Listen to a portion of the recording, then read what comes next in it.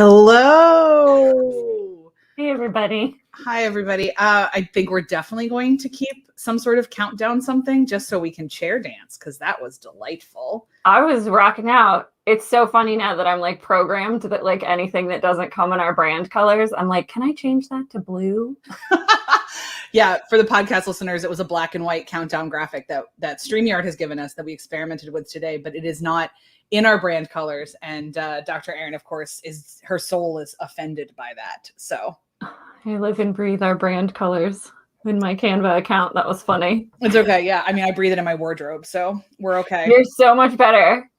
Yeah, you're so much better. Oh, good. We have immediate feedback from Jay. Our beloved Jay. The countdown was so fun. Good. Great. Well, it's better than us nonsense rambling. Fair. And yeah, and watch out. We absolutely will get it in brand colors soon, I'm sure, guys. So don't fret.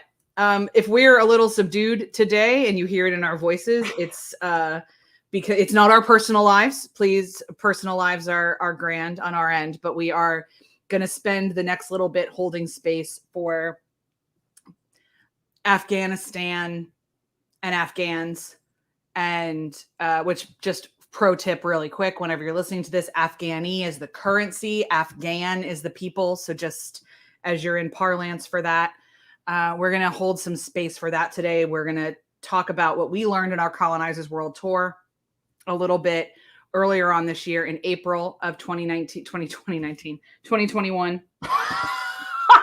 That was amazing. And time means nothing, right, guys?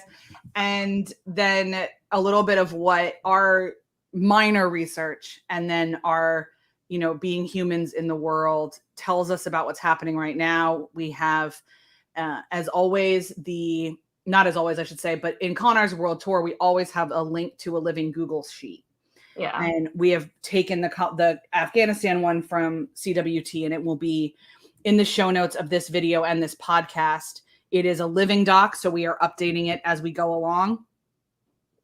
Dr. Erin spent most of today finding some really, really rich resources for things. I've also got a firsthand account from a friend of ours who used to be the Central Asia editor at Lonely Planet.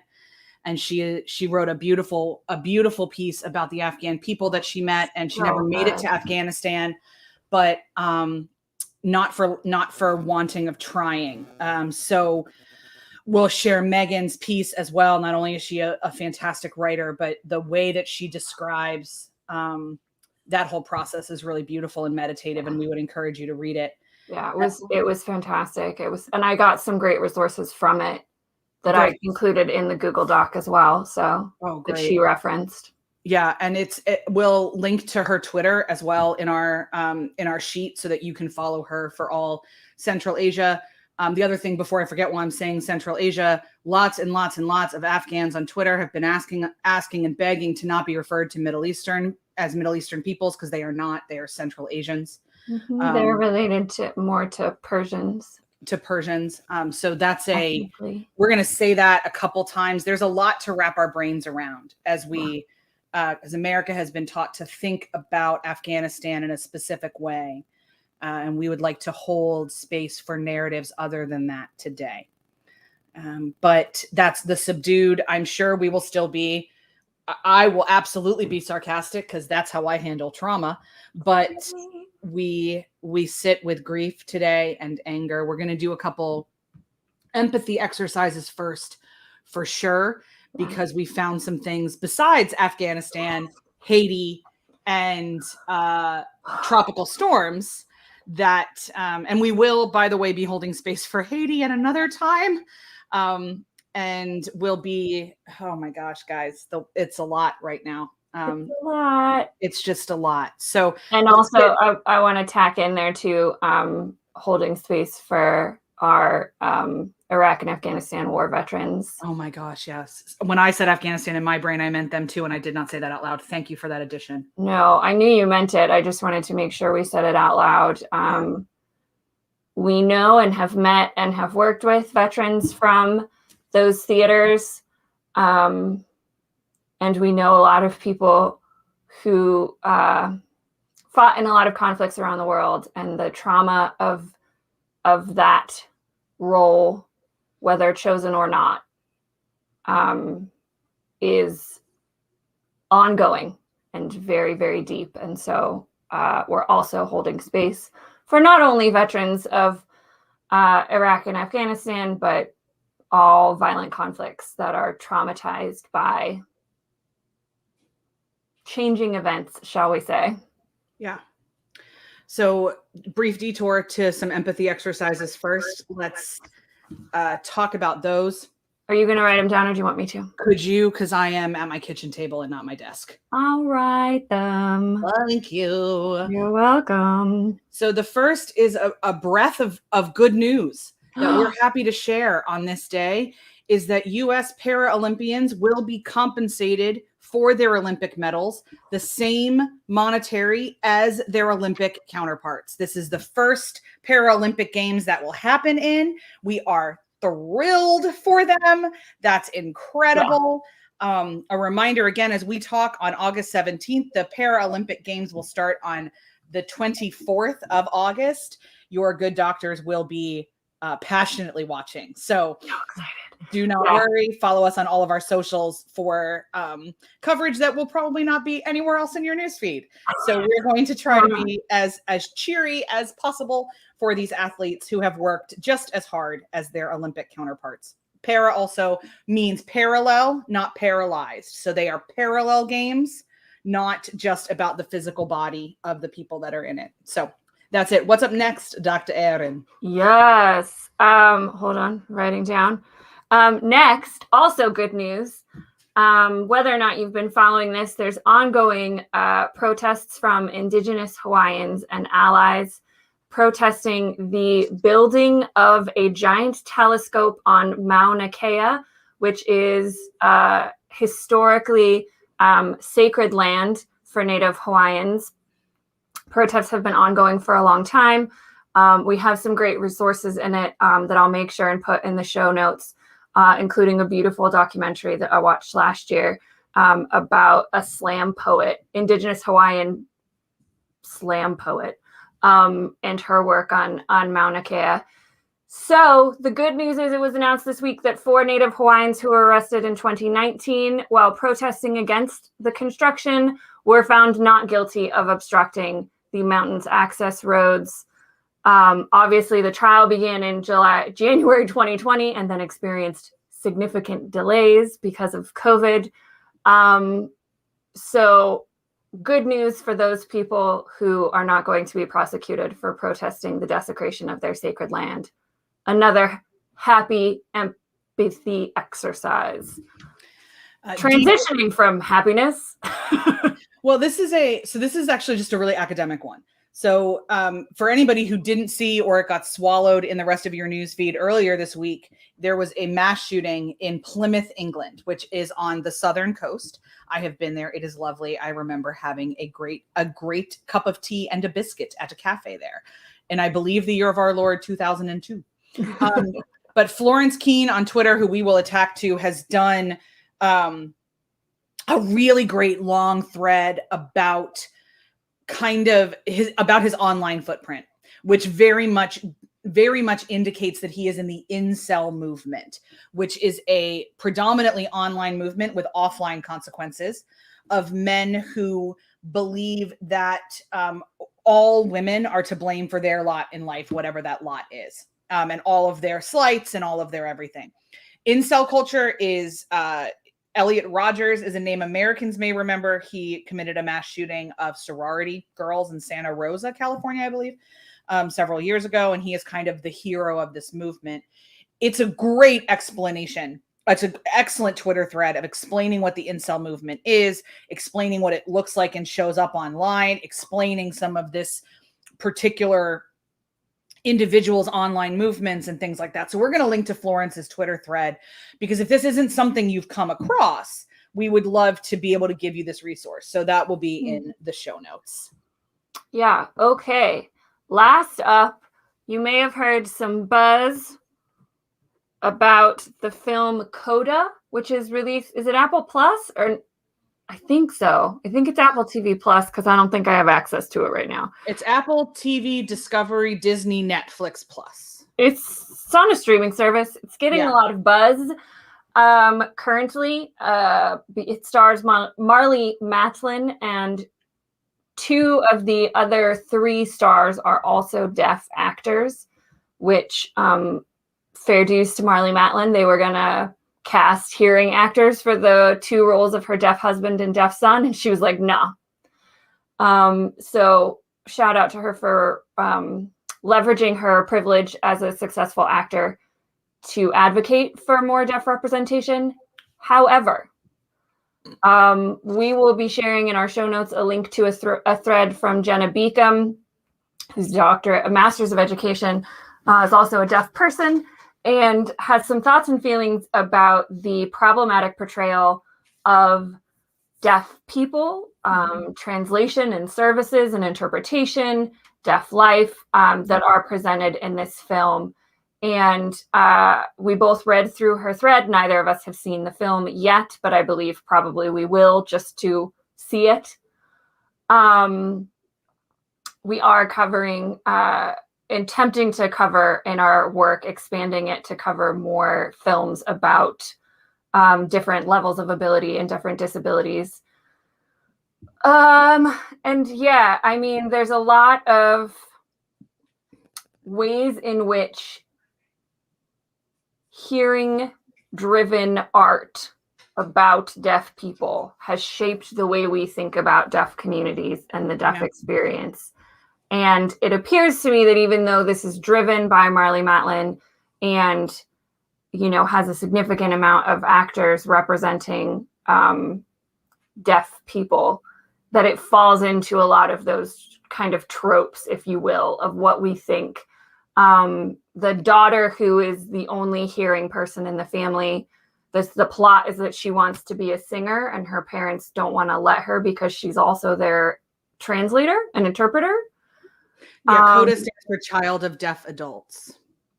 I didn't even know that yet. So we wanted to, you know, flag it up. We'll probably be talking about it more. If you have resources, if we have resources, we'll share them.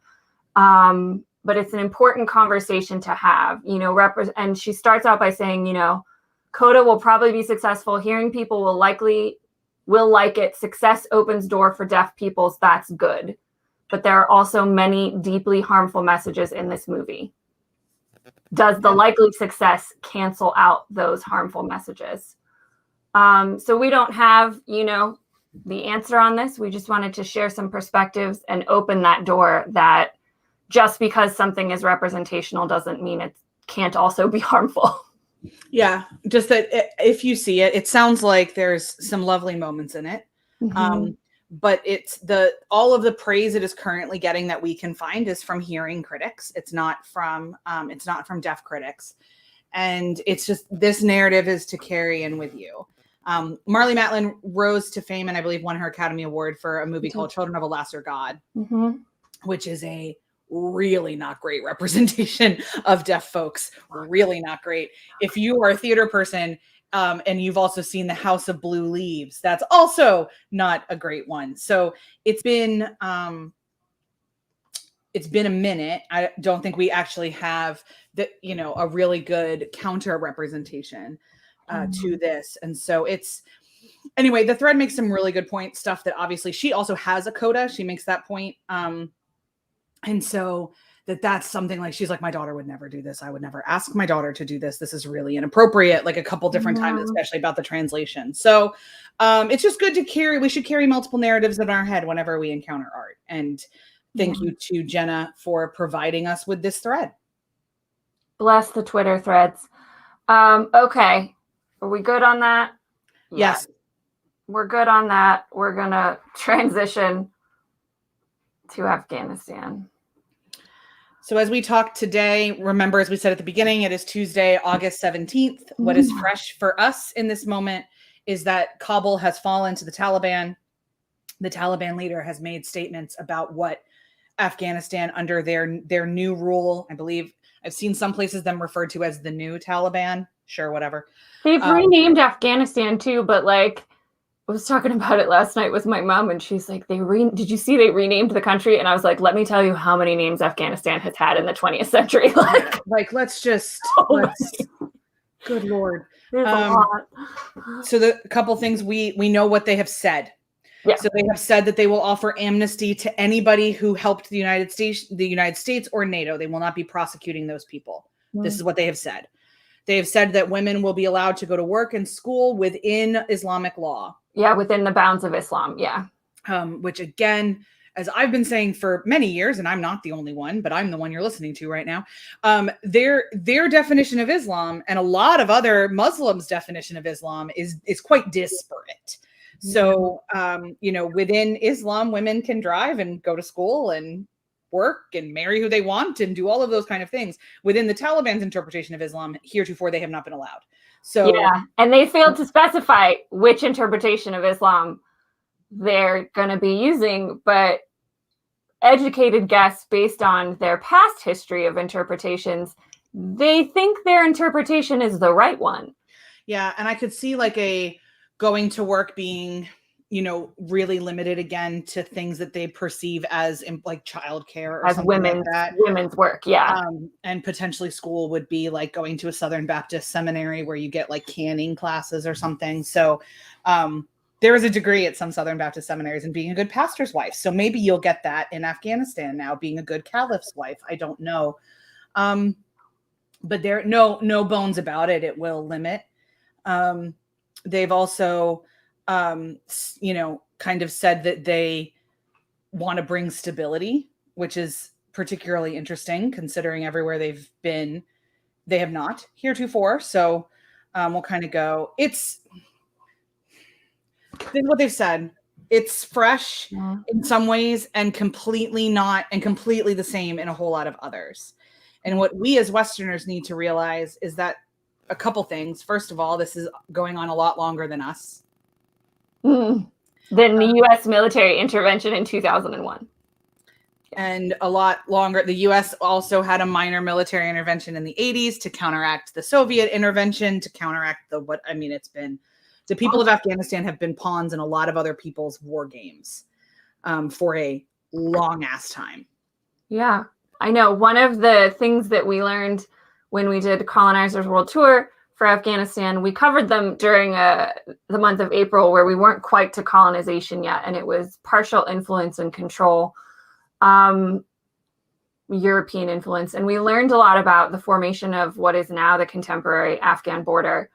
And then our friend Megan, that Kristen mentioned at the beginning, has linked to this long form document from the Library of Congress. Again, it's in the Google Doc that we've linked in these comments and in the show notes, called The Great Game. And that was the name of this 2-century-long process of eventually what became Russia and the British Empire fighting and pushing from different parts. So the British was pushing from the Indian subcontinent, and Russia was pushing down through what is now Uzbekistan and Tajikistan, until they formed this. If you look at the map of Afghanistan, there's this tiny little bit of land that was literally formed by this great game. So, imperial powers have been fighting over land everywhere, but this land especially, its relationship to the Silk Road and transportation between Asia and the Middle East and what became Europe for a long, long time. So this is not foreign intervention and imperial intervention on this land is old hat. So it's just what we're now talking about are the consequences of direct U.S. military intervention. We also would like to collectively, as two humans, register our skepticism and our shock that the rapid fall of Kabul is a surprise. Because when we I just can't believe this. When we did our project in April, at that point, the Taliban controlled 70% of Afghanistan. 70. the videos that we watched, was that a Drew Binsky video that we watched, or was that the other guys? No, I think it was when Drew Binsky did his like 48 hours in Afghanistan. 48 hours in Afghanistan. He was there at the end of last year, like not like still pretty recent, I believe, because it was during the COVID. I think it was pretty recent. Yeah. Yeah. And everybody he talked to in those videos was like, we know that when the US leaves, they will take over. Yeah. Like just very matter of fact. I'm terrified of when the US leaves. I'm terrified. Like one of the men said, I'm terrified of what will happen to my daughter when the US leaves. Yeah. And if that's on YouTube, why are we shocked? It just feels like it was on YouTube. Like I did a Google and found that out. I'm struggling to understand why intelligence apparati of a lot of different nations are shocked. Yeah. And I think, I again, all of the things we reference will be in the Google Doc and already are, because I did that work already. I read a couple of pieces from the Council on Foreign Relations, but one was really helpful on why the Afghan army collapsed as quickly as it did. And, I've been reading, obviously we've been reading a lot about it over the last couple of days. Kristen and I have been reading about it since we learned a lot back in April, and we keep keeping an eye out on Afghanistan. But it's not something we've been talking about a lot because we had low-level troops there, and it wasn't in the news, especially in the last 18 months. Obviously, COVID's taken over, but I didn't know the extent of the existence of corruption in the Afghan military. Yeah. I didn't know the crap way we trained them only in low-level military strategies. We didn't train them in logistics. So when we removed the logistical apparatus, i.e. the United States military leaders. Yeah. And the quote that the article used was the removal of U.S. troops. And we'll get into whether we think that was the right thing to do. I don't necessarily think it was the right thing for us to be there for 20 years. But the way we've left is more what I have a problem with. But they said that it was fatally demoralizing for the Afghani troops. It's a great transition to that point, because how you leave a place, how you leave a relationship is just as important as how you get into one and how you maintain one. So I think we all know couples that have gotten divorced that have managed to become really friendly and friends, and that's better for everybody. And we know other ones that are completely acrimonious, and everybody would agree that you would like a moderately neutral divorce to pleasant divorce. And we went the acrimonious route with Afghanistan. we went with the take your balls and go home. And what we are not interested in, by the way, let me say this now, is pointing fingers or blame or anything else. This is not about throwing around names of different administrations who made different decisions. This is the knowledge that Afghanistan has been a pawn for centuries. It has been the United States' particular pawn for 20 to 40 years, depending on what level we are talking about. And so for us to not have any acknowledgement of that in these conversations is, as empathy educators, grievous. Because various administrations since Reagan have made decisions to foster the environment that citizens are currently living in.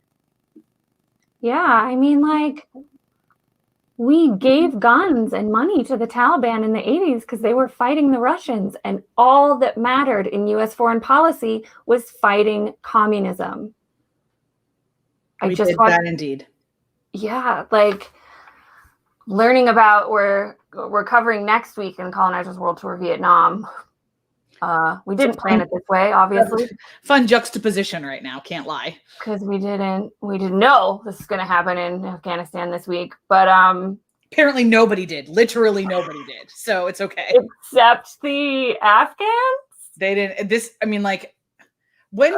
But we said we were going to be out by September 11th. I don't know if we announced that we were going to be withdrawing all troops from Kabul last week. I don't remember. I didn't pay attention. I'll be completely honest.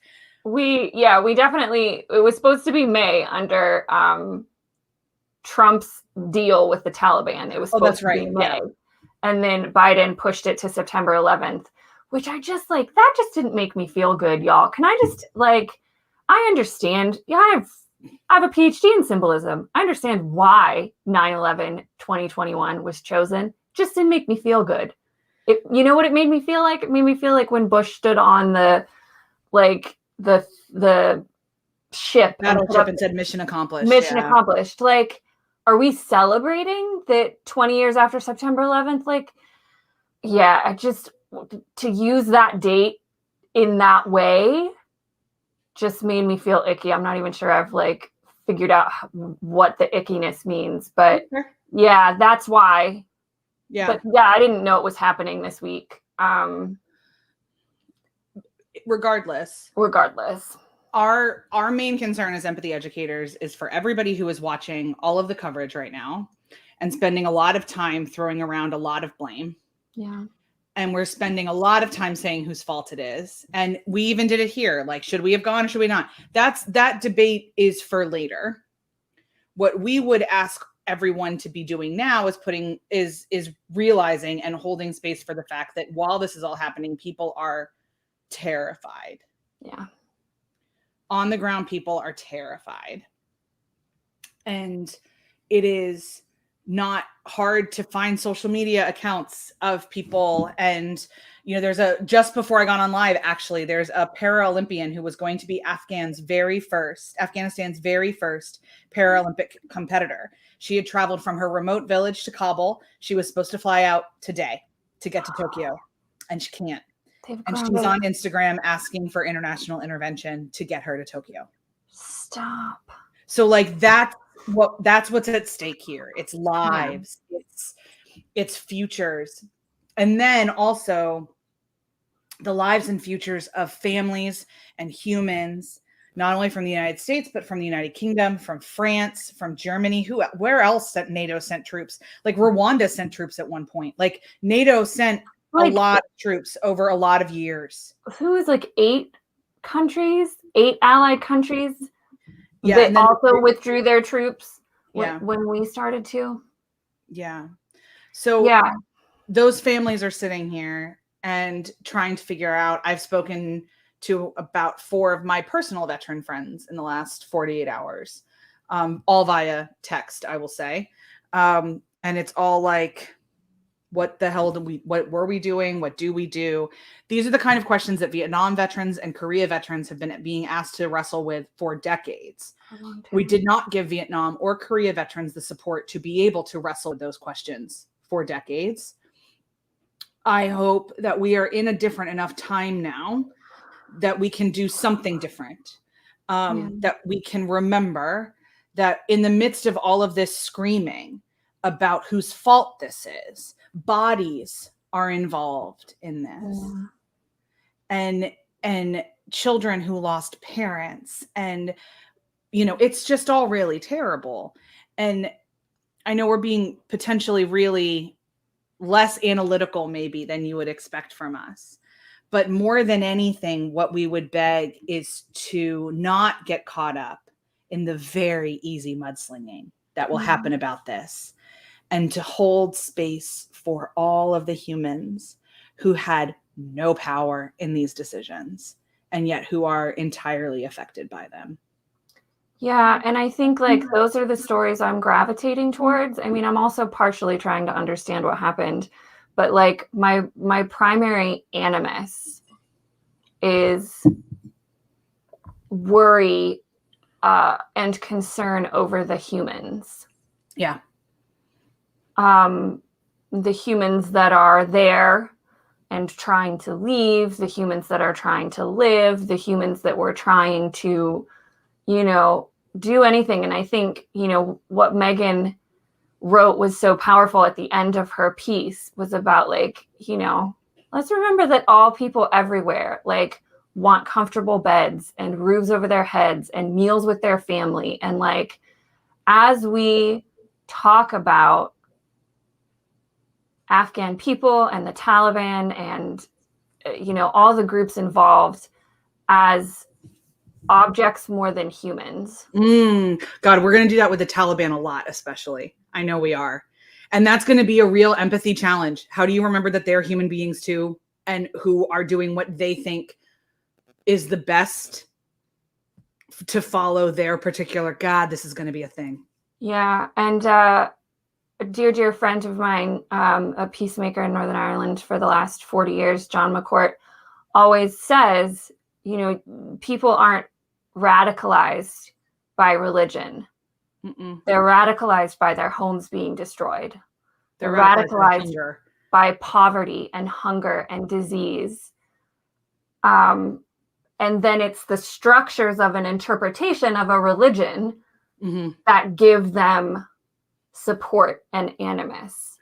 And we already saw that happening in our 101 coverage, which we talked about when there was a long conversation that the American who made this video that we watched had with people who were like, with little boys who were absolutely thought America was to blame for everything that was happening to them. And the particular where they were, who was actually to blame was Russia, but it didn't matter.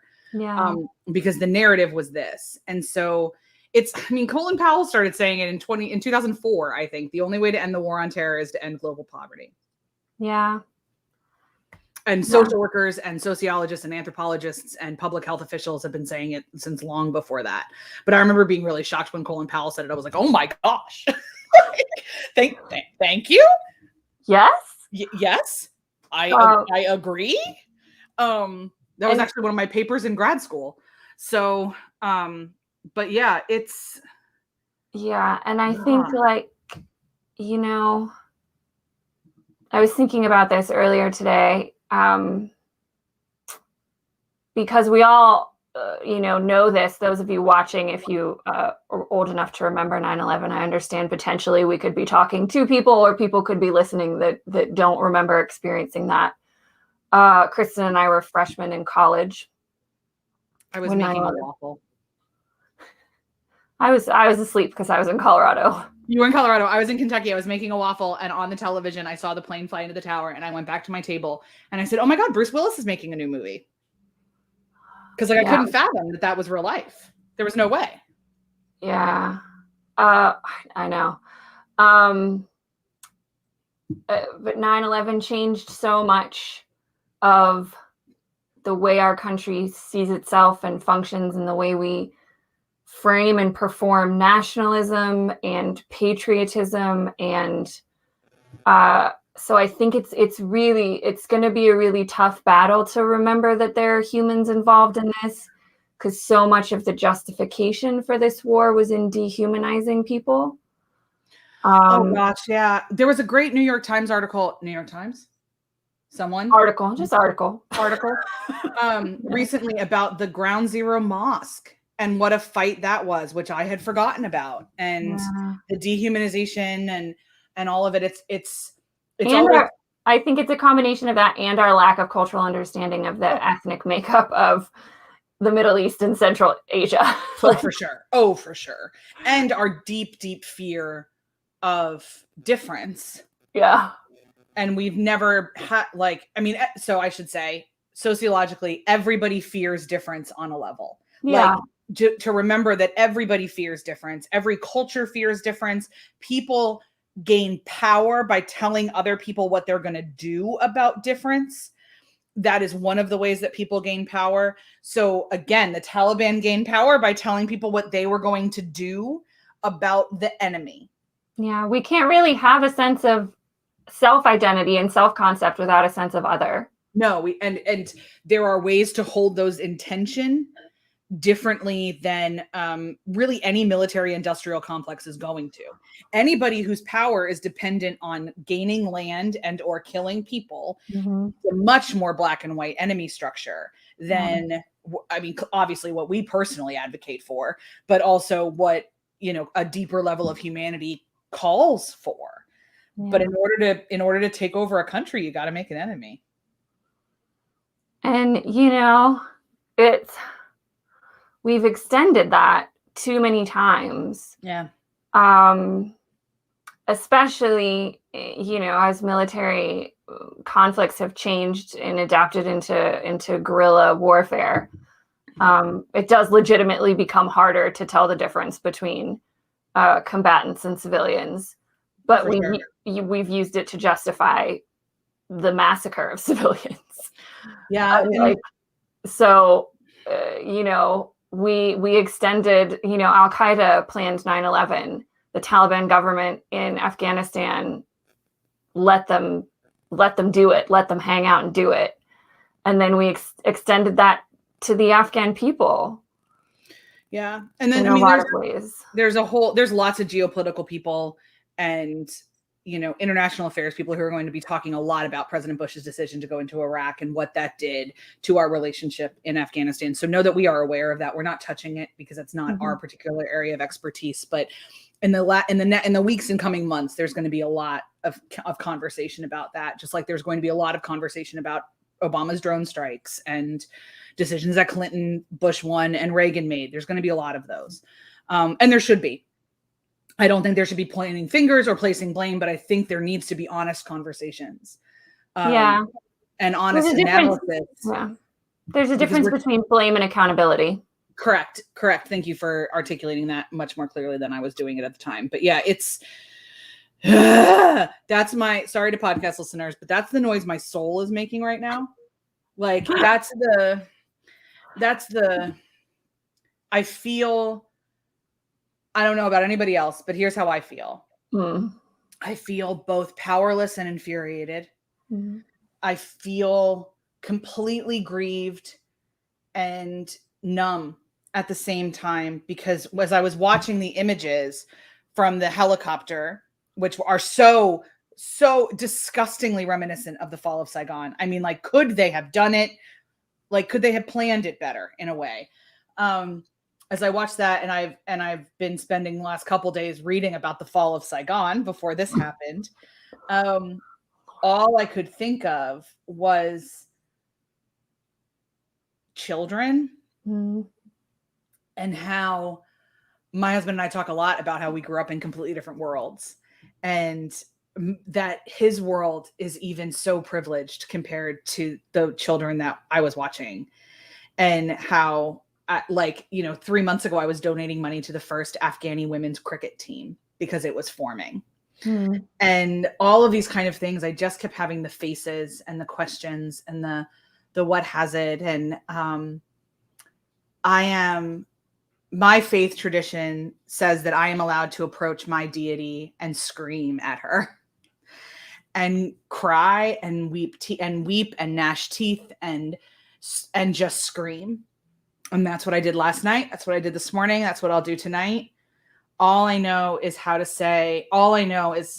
say I am so small and can't do anything except add to the grief of the world. And I hope that there is grief. Yeah, it's like that scene from The West Wing, right, where President Bartlett goes into the church. Yep. You can have horns. Yeah. Yeah, and like screams at God. Yep. Yeah, I mean, obviously we talk all the time. I just have felt like sick to my stomach since Sunday evening. I experience emotions somatically, which is to say that I feel physical changes in my body. So I've literally had a stone in my stomach. I rewatched our coverage of Afghanistan for Colonizers World Tour, and the film that we covered was a film called Osama. That's the first film made in Afghanistan after the fall of the Taliban. The first time, apparently. Now we're going to have to adjust that. Or the second time? Who knows? The fall of the Taliban in 2003. And they had banned film making. And so this film was made in 2004. And it was about the rise of the Taliban and the things that they did, especially to young girls and women. And there's a couple things that struck me that I talked to Dr. Kristen about yesterday that I wanted to bring into this, because a lot of people are talking about the young girls of Afghanistan, especially the ones that do not know life under the Taliban, and who have gone to school and who have gotten jobs and who have known a life that was different than their mothers and their aunts and their grandmothers. And a lot of people are upset about the education thing. Rightfully so. It's upsetting. I'm more upset about like child marriage and rape and murder, TBH, but it's all upsetting. And the story of this girl, it's not a happy story, what happens to her. But her father is dead. He was killed in the Russian war. Her uncle was her only other male relative. He was killed in the Afghan war. And so it's her and her mother and her grandmother. And there's a line where her mother like is talking to her mother, the girl's grandmother, and says, "I wish God hadn't created women." And I forgot that line until I watched our video again. And like, I remember how absolutely devastated we were by that line. Cause like, it's hard to be women everywhere. It's hard sometimes for us, but we know our level of privilege and how high it is. I cannot fathom having that thought, but like, I can totally understand why you would. And like the stories that we're hearing of the abject fear and panic that this is creating for a lot of Afghani people, but especially women and girls. It's just, that's the thing. I just keep cycling back to what that must feel like, and how can we as humans like turn them away, tell them they can't escape, tell them we won't help them. And I don't have the answer, but I just keep fixating on that. How can we turn anyone away from that potential horror? And yet we know we do all the time. We do all the time. We've done all the time. And not just from Afghanistan, but from Cameroon and from where else have we seen Thailand and Vietnam and other places that we've seen Laos, child marriage. Yeah. Sub-Saharan Africa. Mm-hmm. It's one of those days where it's one of those seasons, it's one of those years, because I can't even touch that. Like I'm looking at all these crowds of people knowing full well that there have been no vaccines in Afghanistan, and COVID is there too. So much. And I don't know how to be a global citizen right now. No, me neither. And that's what we said. Like, that's what we said in April. When we were learning about this for the first time. Yeah. Intentionally and intensively. And it holds true. Yeah. So here's what we can recommend. Find rest and breath where you can, because your exhaustion also does no good for the people around the world who need resources you have. If you have extra resources, particularly cash, there are places to give it, not only to Afghanistan, and we'll link to a great thread by the No Instagram account that is a whole great explanation of places to go. Never give to the American Red Cross, ever. But in Haiti, we would, if you're listening to this and you're like, yes, and Haiti, where about, I think they've confirmed around 2,000 people died in that earthquake. We always recommend World Central Kitchen and Partners in Health. Those are two that are on the ground, have been for decades or years, and can help.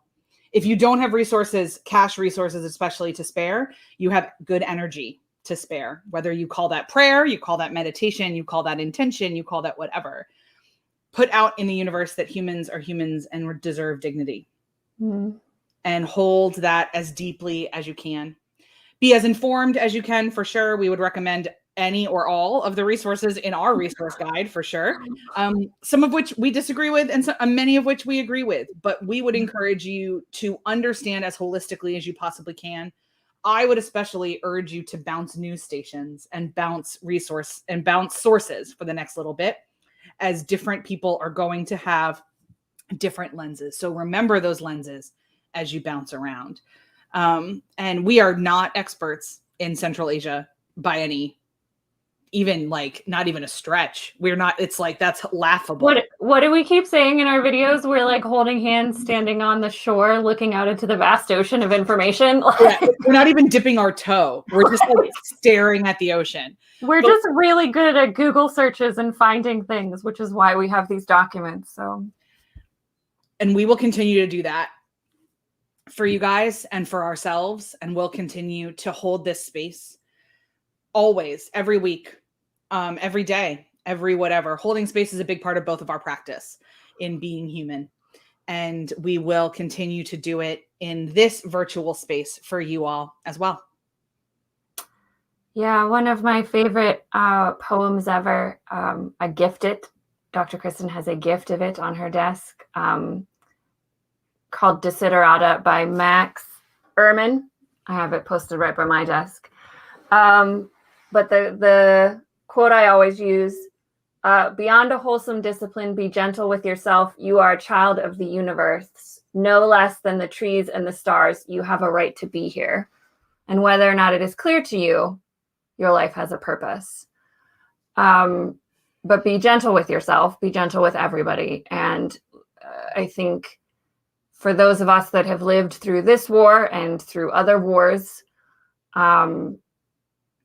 as you know, anything from neutral outside observers to people intimately connected with it, we need to hold space for each other and understand the multiple levels of trauma happening for Afghan American citizens, Afghan refugees living in America, veterans, humans, participants in the military industrial complex, full stop. All of those, we're all experiencing trauma on different levels. And you just hold space for that trauma and go gently through the world. That's it for us on this Tuesday, August 17th. I keep saying the date as because I just want to remember that this is how I felt like on this day. Yeah. Also, those of you listening back to this either in video or podcast form, who knows what it's going to look like, you know, by the time we see you guys for our next live. But it's always fun to time capsule these things, I think. It is. Yeah. It's why I like to have a diary as well, as a practice for myself, so that Facebook isn't my only source of memories.